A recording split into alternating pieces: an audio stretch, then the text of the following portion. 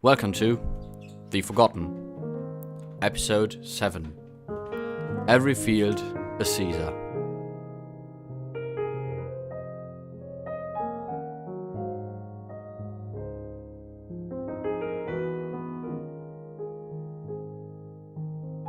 We left Gneisenau as the second highest rank in the Commission for Military Reorganization.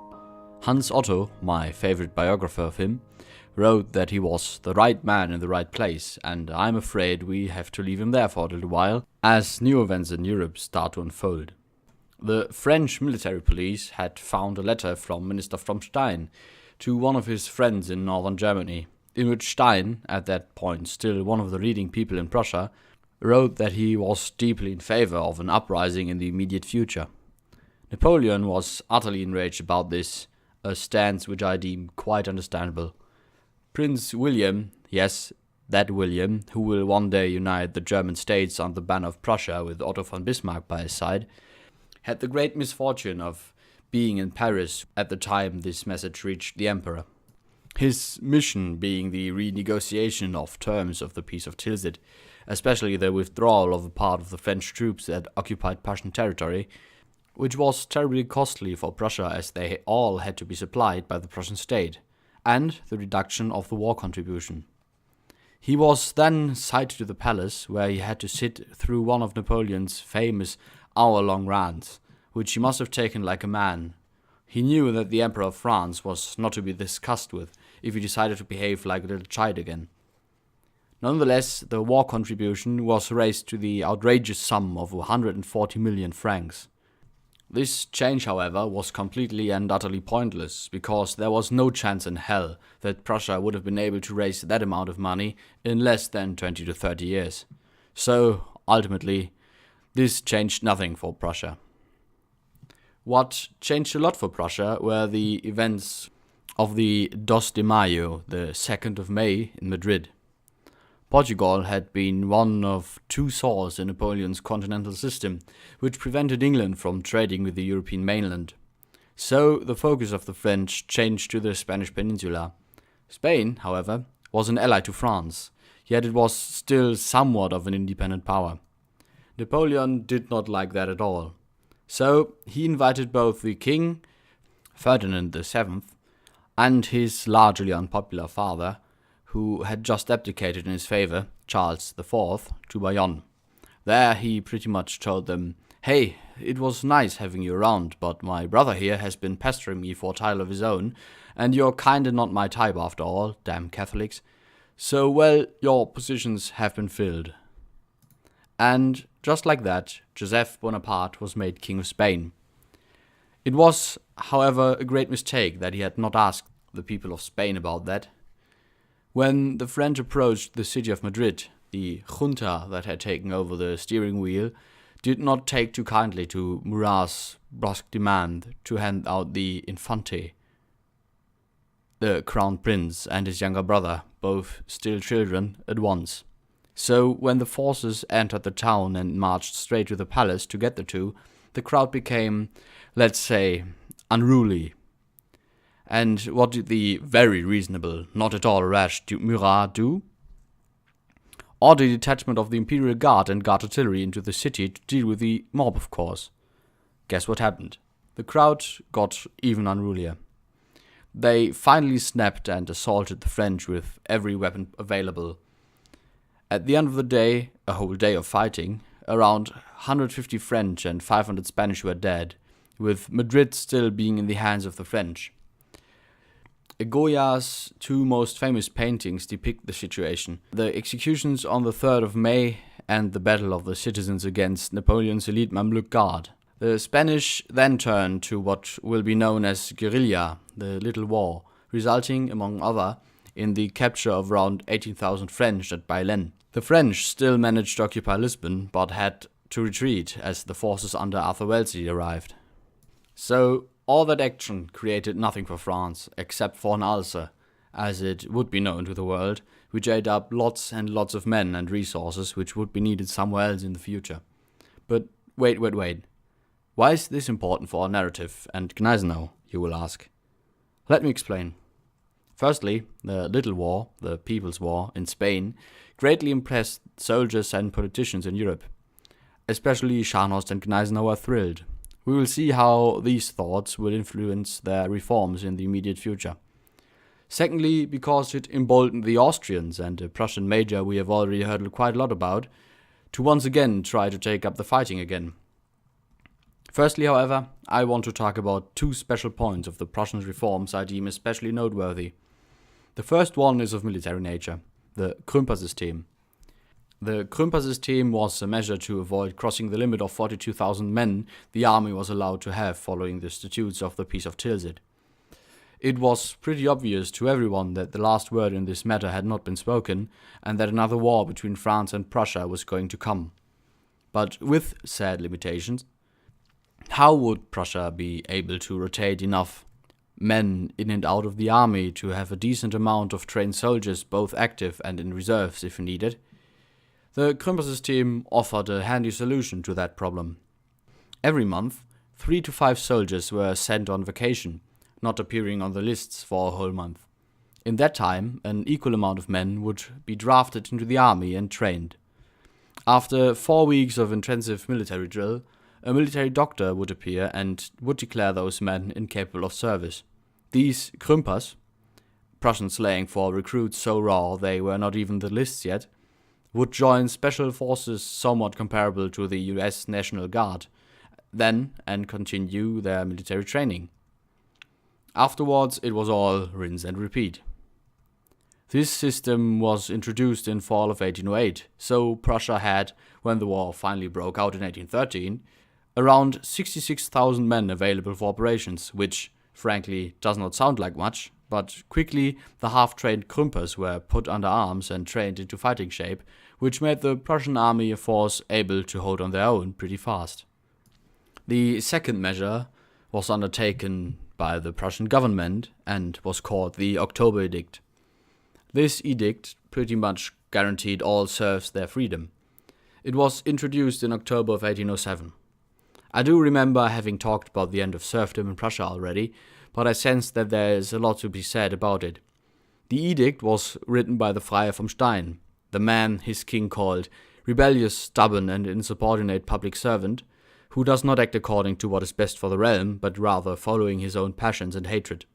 It also allowed everyone to pick his own job, killing the very powerful guilds in the process, allowed the bourgeois and the peasants to buy their own land, a privilege before held by the nobility only, and allowed marriage between all classes. But way more important than the edict itself was the resistance against it. Introducing Friedrich August Ludwig von der Marwitz, a man so focused on his class, so terribly posh and flamboyantly against all change to the Prussian state, that Hardenberg, the successor to the Freiherr vom Stein, was so fed up with him that he interned him in 1811. Marwitz and other notable generals made a sport out of trying to block every single attempt of social and military reform, especially by stirring up the other nobles in the king's Camarilla, which greatly hindered the reform's advance.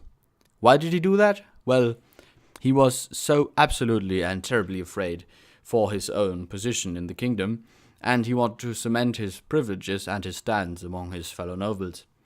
He called the whole reforming process a war of the poor against property, the industry against agriculture, and, most of all, the war of the wavering against stability, and the harsh materialism against the divinely ordained order. I am pretty sure that you can all grasp how terrible this whole situation was for the reformers. To have such a destructive force close to the king's inner circle was a terrible threat to the whole endeavor, and they only found a solution in late 1808. They disbanded the leading governmental structure, the General-Oberfinanz-, Kriegs- und Domänendirektorium, a combined Ministry of Finances, War and Interior Politics, and replaced it with a resort-based style of ministries pretty much like what we know today. This did not only continue to thin out the bureaucratic clutter in the government, but filled the most influential positions closer to the king, Scharnhorst as a commissarial minister of war, Hardenberg as a foreign minister, and Stein as a minister of finance, with their own people. After that, the enemies of the reforms had a hard time getting close enough to the monarch to mess with any plan of Hardenberg, Stein, Scharnhorst, or Gneisenau. Gneisenau, however, was pretty busy with a lot of paperwork. To one of his friends in Königsberg, he wrote 3,000 officers to fire and nothing but letters of complaint. He was not too happy about some of his duties, and he was most certainly not a pencil pusher. It has to be noted that during the Erfurt Congress between Napoleon and the Tsar in late 1808, the Tsar treated Napoleon most graciously without giving in to one of his demands. The Russian monarch, who on some days of the Congress even appeared wearing a Prussian uniform to solidarize with his former Prussian ally, declared an alliance to France, of which both parties did know that it would not be adhered to if there were any real straits to it. Most importantly, the Tsar outright refused to join Napoleon's continental blockade, leaving the second major gap in it and allowing the British to trade their goods to the continent. This would later be the final straw and lead to Napoleon's Russian campaign. I do firmly advise you to read Adam Zamoyski's 1812 about it. Remarkably, the Tsar was well informed about the Prussian Krimper system and all the other little violations to the Peace of Tilsit, and he actively financed the Reform Party himself. He met with the king and the reformers in Königsberg before departing to the Congress. Gneisenau was posted as his aide during those 3 days, and the two men found a great liking to each other. When the Emperor of Russia finally left, he gifted Gneisenau a diamond ring, which, if I read that correctly, is still in the family possessions to this day.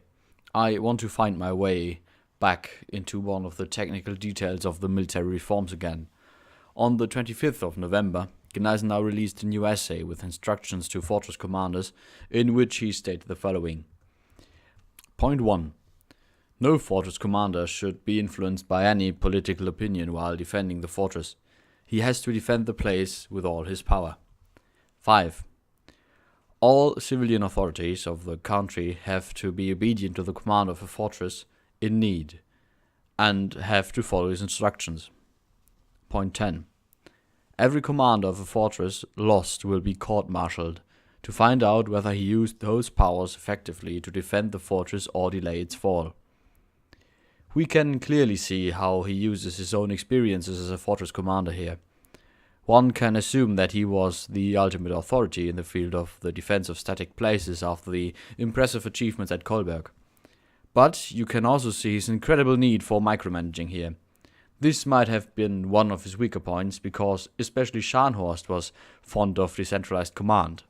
But more on that later. I want to quote a letter by Gneisenau here. I have not yet enunciated on his motives and ideas behind making the officer corps accessible for the masses, as well as introducing a less brutal army discipline. He wrote, "One reason especially has raised France to this powerful position. The revolution awoke all powers and gave every power its own sphere. The heroes led the armies, the statesmen led the government, and the greatest man rose to the helm of the state. What incredible power lies in the laps of the people, undeveloped, unused. In the hearts of thousands and thousands of people lives a great genius. While an empire withers in weakness and shame, a young Caesar plows his fields in the shoddiest of its villages, and a new Epaminondas lives from what little his hard menial work earns him.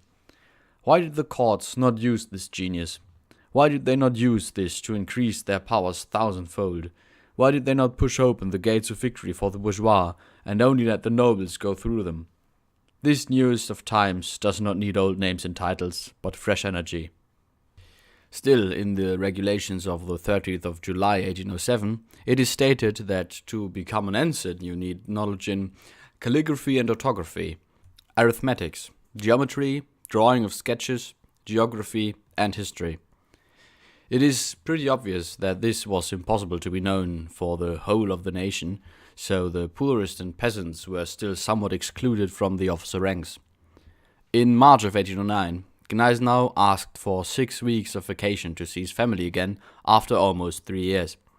The king allowed this, but ordered Gneisenau to inspect the Silesian fortresses during his trip. Even at home, he did not stop working, although he must have spent many hours with his family and friends, and retied the old knots that tied him to the population of Silesia.